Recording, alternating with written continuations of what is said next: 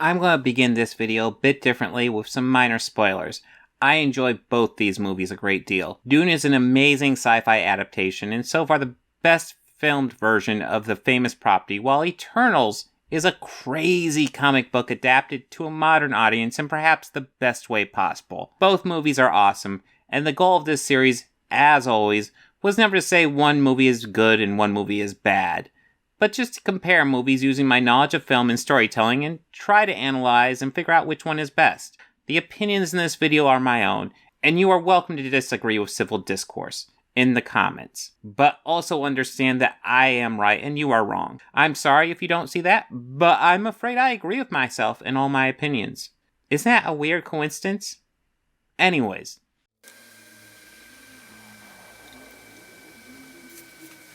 This Organized Chaos video is brought to you by viewers like you. Thank you. With Eternals, Marvel experimented with making a sci-fi epic within its cinematic universe, recruiting acclaimed director Chloe Zhao to rethink their entire universe. However, it wasn't the only sci-fi epic made that year. Acclaimed director Denis Villeneuve made his own sci-fi based on the book he calls his Bible. Which one did it better?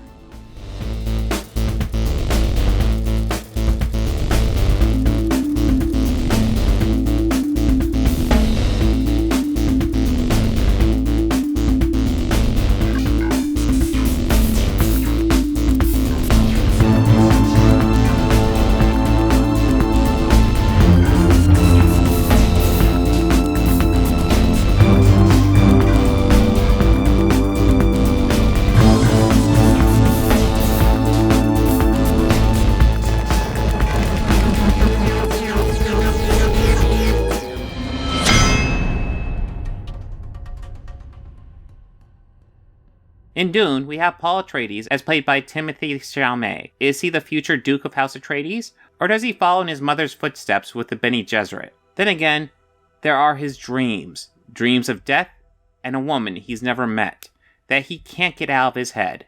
He is a character of many worlds, and Chalamet does a great job portraying his uncertain future.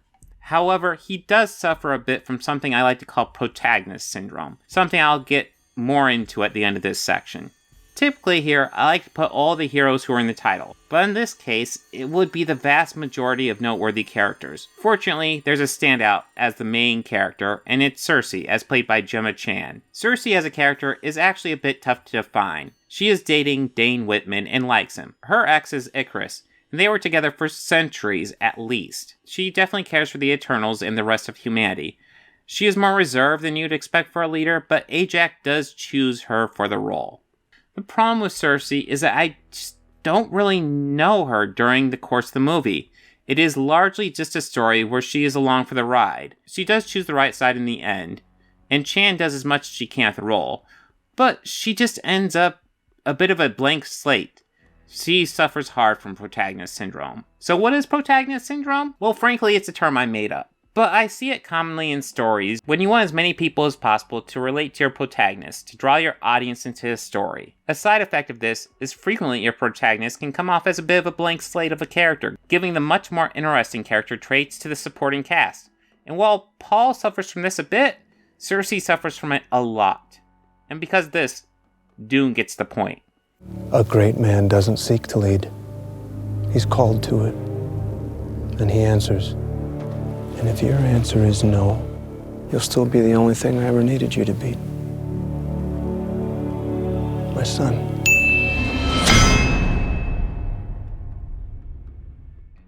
There are various villains in the Eternals to mixed result. For a decently long stretch at the beginning, the villains are the Deviants.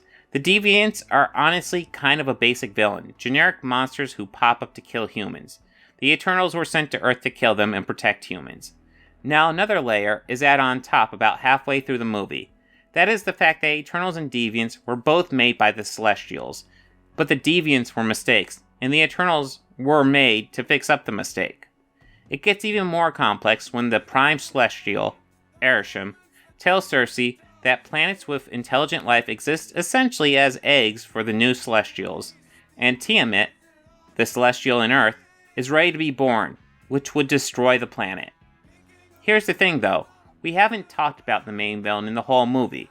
We've seen a lot of them, but we don't have the main villain established until quite late in the game. And it is Icarus, as played by Richard Madden. Throughout the movie, we mainly follow Cersei, and Icarus comes in a fairly close second. Both are a bit bland as characters, and while that hurts the character of Cersei, it actually makes sense for Icarus. As it is established, he actually knew about Earth being an egg for Tiamat, and that it would be born soon. The leader of the Eternals, Ajak, tells Icarus that she has chosen to stop this event and save the people of Earth. His response is to kill her. Eventually, the rest of the Eternals learn that Icarus will stand against them if they try to stop Tiamat.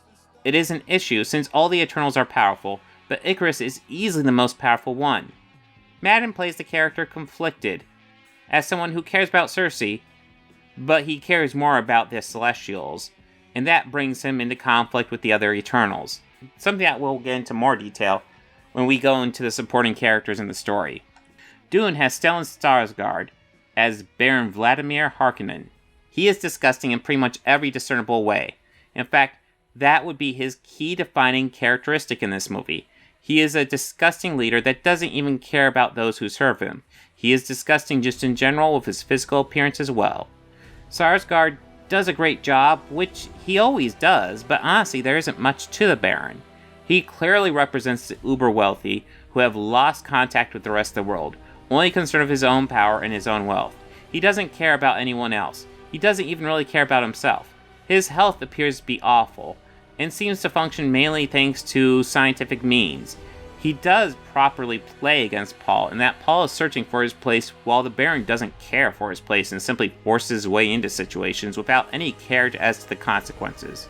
Skarsgård is great, and he is playing one of the all-time classic sci-fi villains, which is going to make my thoughts here a rather hot take. But simply given these movies, we have one villain who is conflicted with eternal struggles and chooses the wrong side, and another that is essentially just a super bad guy. Icarus's turn to villainy was a conflict that you saw the character deal with, and in the end he chooses his masters over his friends, and when everything was done he found he simply could not live with himself and kills himself.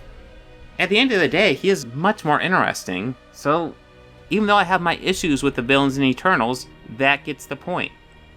I wanted you to leave this world in peace, without knowing about the emergence, but I failed. I wish Ajak hadn't chosen you.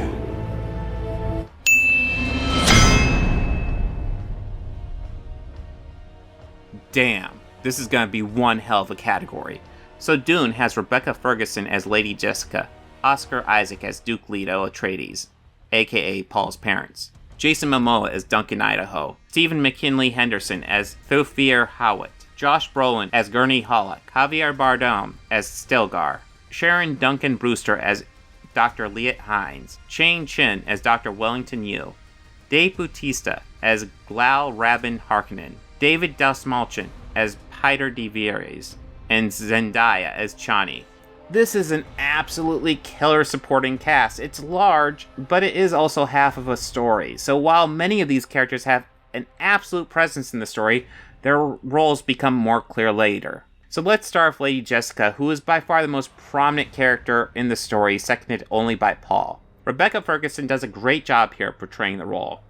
A firm, strict member of the Bene Gesserit, but having to balance that with being a mother. She is raising Paul to be the Kwisatz Haderach, despite the wishes of the other Bene Gesserit. They wish Jessica to have a daughter, and that daughter to be the Kwisatz Haderach. She is a woman who isn't afraid of anything except losing her son. Next we have Leto, played by the always excellent, except if he's in an X-Men movie, Oscar Isaac. He is raising his son to be the next Duke, the person to take over his mantle. But he also understands that this may not be what his son wants, and wants his son to follow his own path. Duncan Idaho gets a bit of an upgrade from the books. His role is largely the same and serves the same purpose, but his and Paul's relationship is shown here, which helps it feel more natural and is fitting for the movie format. His death is also quite a bit more epic and made a bigger deal of. Dr. Liet Kynes is the last character I want to do a bit of a dive into.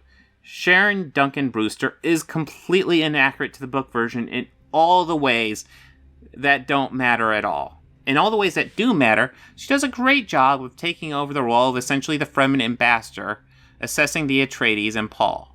It's worth noting that it is a race and gender swap character, and this decision is done simply because Villeneuve wanted more diversity in the cast, which is something that is important, and is a decision I absolutely agree with. If you disagree, you are welcome to leave your racist or sexist comment below. Will I ban you? Only one way to find out! Next, we look at Thufir Hadawat, Gurney Halleck, Stilgard, Glusal Rabin Harkonnen, and Chani. Because they can all go into a specific group of characters that are great in this movie, but don't really have a fully realized role because we're only getting one half of their story here. One could argue the same of Jessica, except she is such a prominent character that she ends up being fairly fleshed out here without seeing the rest of her story. And that brings us to the final and most disappointing characters in this movie. Two characters that are very underserved in this adaptation, and shockingly, both are handled better in David Lynch's movie, which is a vastly inferior movie. That is Dr. Wellington Yueh and Hyder Deveres. Dr. Yueh has a backstory that is glossed over quickly, making this a huge disservice to the character. But I've made a bargain with the Baron. Why? I had no choice. The Harkonnens have my wife, Wena. They take her apart like a doll. I will buy her freedom, and you are the price. He was a man driven to do evil out of desperation and hope, a hope that even he knew was a lie. You wish now to join your wife? Is that it, traitor? She lives. You wish to join her? This movie doesn't spend more time developing him, and I understand it's already a long movie, but 5 minutes more to go over this loyal servant of House Atreides doesn't seem like a huge ask. As for Piter, well, David Dastmalchian is fine and works well in this adaptation, but after seeing Brad Dourif chew the scenery in the Lynch movie, that was simply more fun.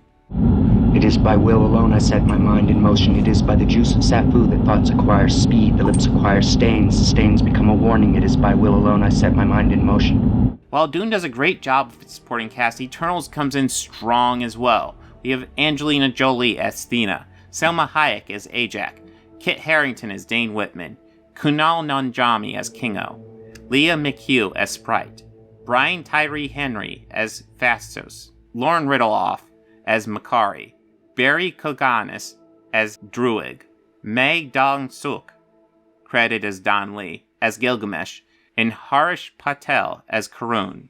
It's a rich cast of characters from all walks of life and are all memorable, with their own motivations.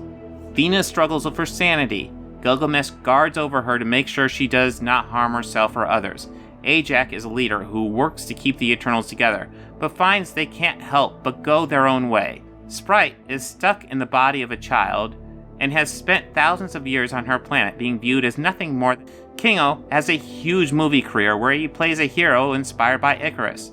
Phastos is disillusioned by what humanity has done with technology and now has a quiet life with his husband and son and would do anything to protect him. Druig wants the Eternals to use their abilities to guide humanity on the right course. Dane is dealing with his own history, as well as the realization that his girlfriend is a many thousands-year-old superhero. And Makari honestly just feels kind of there. Dane and Makari don't have huge roles. Dane is by design, so that can be forgiven. But Makari really feels like the extra character. I like her, but her motivations really don't exist here, other than being with the other Eternals. These two movies really have an early amazing supporting cast, but which one makes the best use of them? Honestly, the answer has to be Eternals. So much this supporting cast in Eternals works so well. In fact, it's better than the main characters' work. Sure, Makari is a bit underserved, but in comparison to Dr. Yueh, she is far more developed, and Yueh is a major part of the story, and having him be so underserved just seems less forgivable. It's a point for Eternals. I wouldn't change a single thing about who I am, born or made, but I do not exist for Erisham.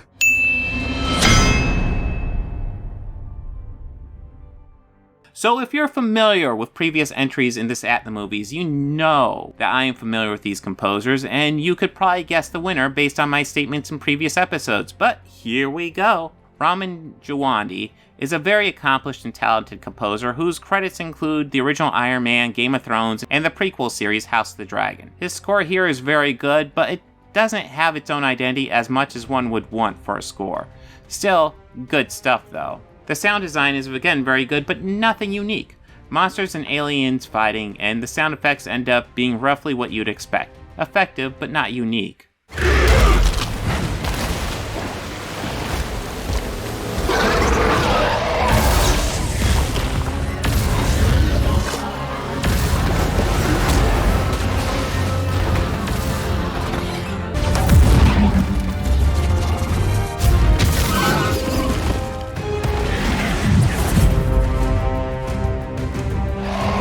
Dune's score is by Hans Zimmer, and it's an instant win, so we can move on. Okay, we'll actually dive into this. Okay, so maybe that's not fair. But Zimmer does a great job here, mixing an electric guitar style with a more world sound, making an interesting combination that really works quite well.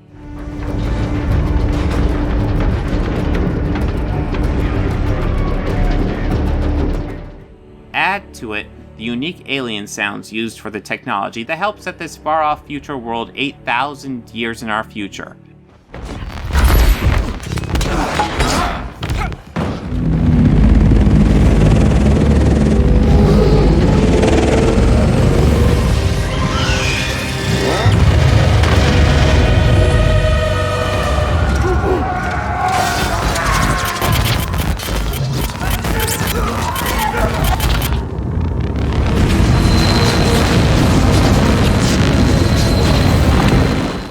So yeah, no twist here, but Dune gets the point here rather easily.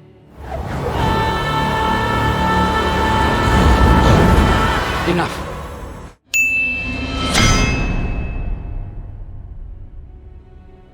Dune is excellent from a visual perspective. The worlds all have their own unique feel, from the green landscapes of the Atreides homeworld, Caladan, to the grim and dark, almost haunted conditions on the Harkonnen homeworld of Jedi Prime, to the sand and worm-infested filled desert of Arrakis. It's a great contrast from what you'd expect in many ways. The desert world that looks like a barren wasteland is really just a planet dense with natural resources that the families are fighting for. The cinematography by Greg Fraser is really first class, and the production design by Patrice Vermette does a fantastic job making all these worlds feel unique and lived in. They really do great. The visual effects done here are also pretty flawless. The sandworms and the ship's design are quite interesting.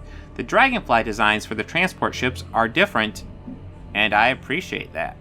It may be a bit dangerous to have wings so close to the ground, but it adds a new flair to the idea of helicopter. The direction by Chloe Zhao in Eternals is unbelievably underrated. MCU movies often get criticized for their lack of visual innovation, a criticism that I largely agree with, even though I frequently feel it gets overused as a blanket and applied to all MCU movies, even though it really doesn't apply to a lot of them. Well, this is definitely a movie that doesn't qualify under that critique. Eternals is frequently beautifully shot. Zhao makes this a bold and unique epic, and cinematographer Ben Davis really utilizes the camera to bring the epic feel to the whole movie where needed. He has a variety of Marvel movies under his belt, including Avengers Age of Ultron, the original Doctor Strange, and Captain Marvel. Movies that don't have bad cinematography, and especially Age of Ultron, will have some great moments. Another Marvel movie on his resume is the first Guardians of the Galaxy, another Marvel movie that doesn't fall into the glib visual critique that the MCU gets. There's a little pee coming out of me right now. So looking at Davis, a director with strong visuals in mind can really amplify his shots. Clearly James Gunn can do this, and now we see Chloe Zhao has the same effect. I want to stress both these movies have incredible visuals, so just because I choose a winner doesn't mean that the other wasn't spectacular, because both these movies look amazing. And it's really close. I always ask myself which would be better if I watched it on mute. And with that in mind, the winner has to be Eternals.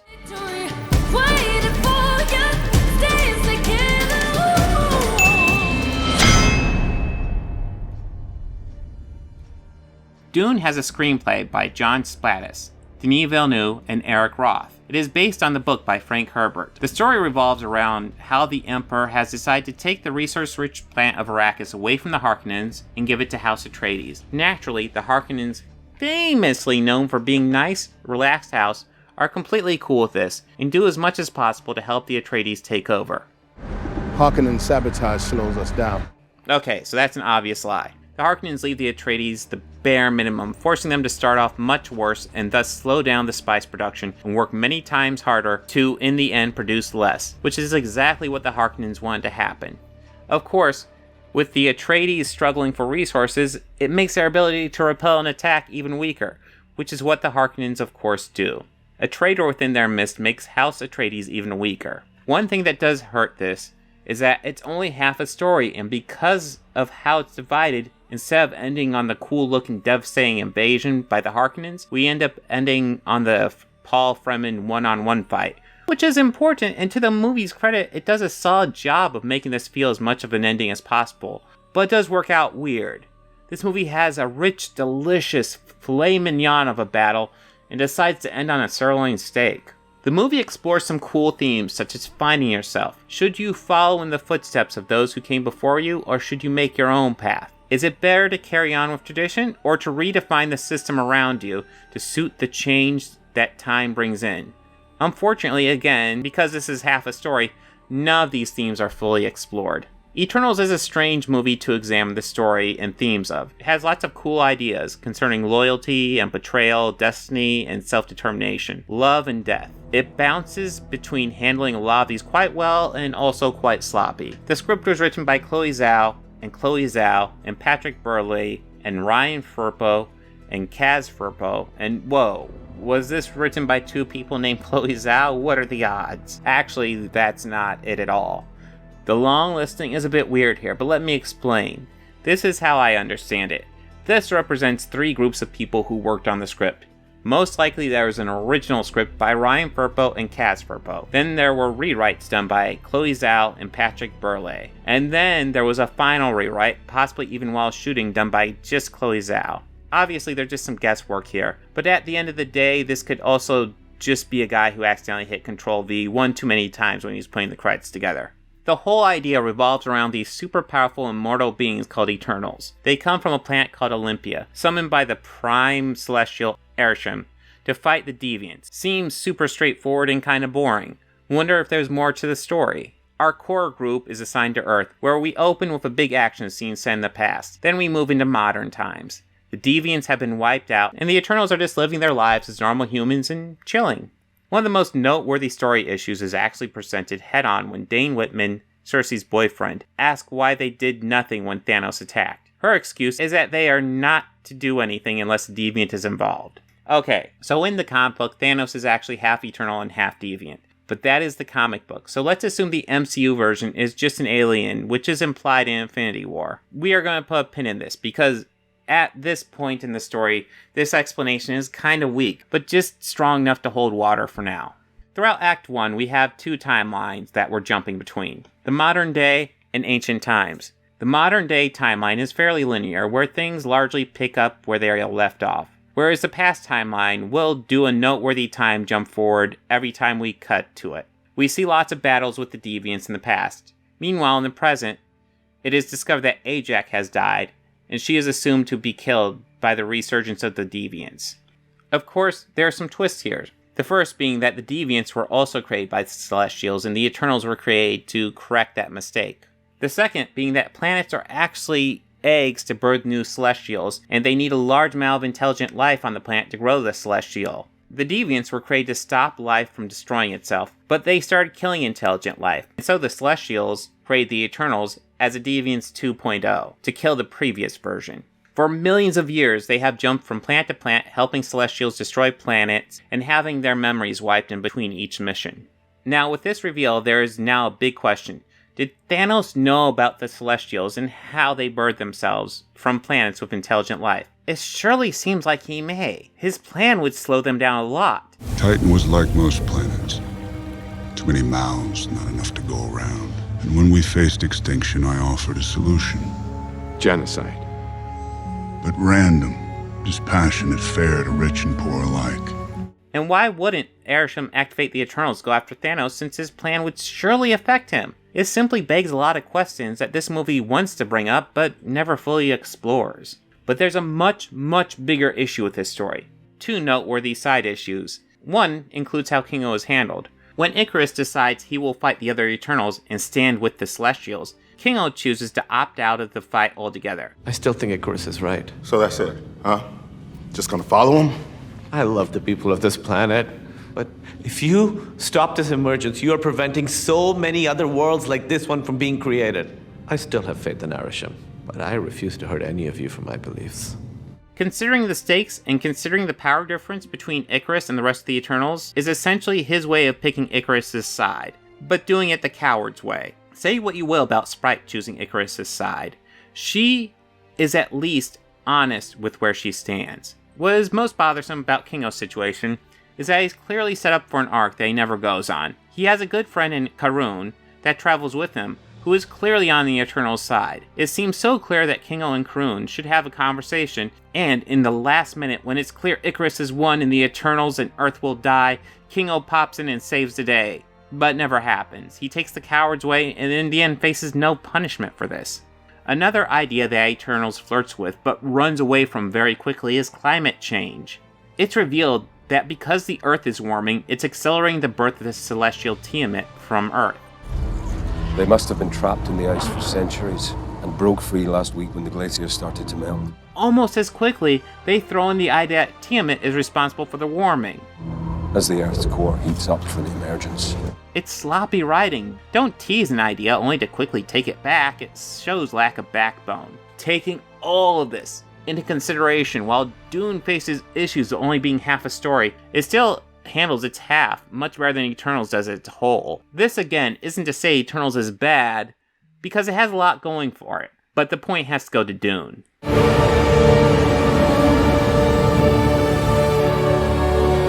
Desert power. This is only the beginning.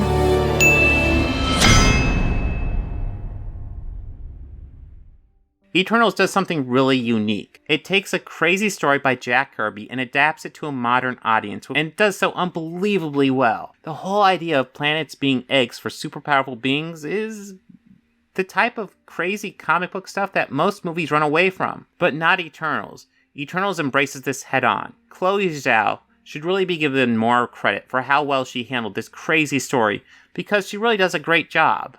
Dune really knows what it is. The fact that Dune is a pre-written universe and that Denis Villeneuve used the book saying it was his Bible during filming really shows. Villeneuve knew exactly what type of movie he wanted to make, and he made it. This is a reasonably accurate representation of the sci-fi classic novel and the best version filmed so far.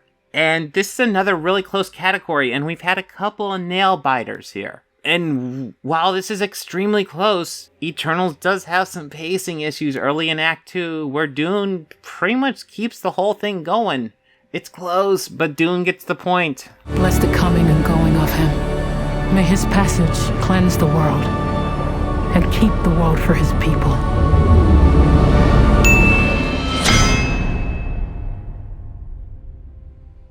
These are two bold and experimental movies, and they both work way better than they have any right to. Dune is a property that has been attempted to adapt to a film format for a while, and is largely failing, while Eternals is an insane Jack Kirby comic book that has no place being a proper big budget movie. Yet they both work! These are two very good movies and great sci-fi epics, but between the two, I think it's fairly clear Dune did it better.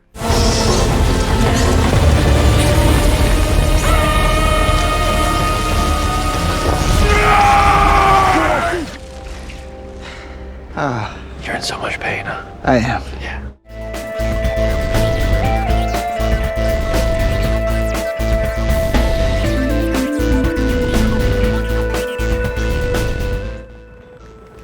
Books, records, films, these things matter.